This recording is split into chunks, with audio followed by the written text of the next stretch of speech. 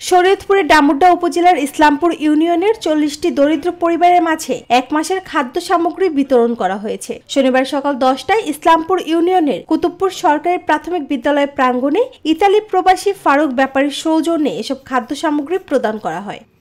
ফারুক ব্যাপারী অসহায় দরিদ্র এবং পীড়িত মানুষের জন্য প্রায় 35+ পরিবারের 1 মাসের প্রয়োজনীয় নিত্য প্রয়োজনীয় দ্রব্য সামগ্রী যেমন চাল, ডাল, তেল, লবণ এই যে 1 মাসের একটা প্যাকেজ ফারুক ব্যাপারী বিতরণ করতেছে।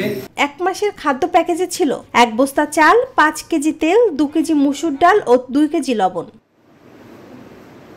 এ সময় উপস্থিত ছিলেন প্রবাসী ফারুক ব্যাপারীর বন্ধু সুমন ঢালি, তুরান ব্যাপারী, হৃদয় ভুইয়া, বিল্লাল ঢালি, ফারুক ব্যাপারীর বড় বোন বিউটি বেগম ও ভাগ্নি সুমাইয়া আক্তার।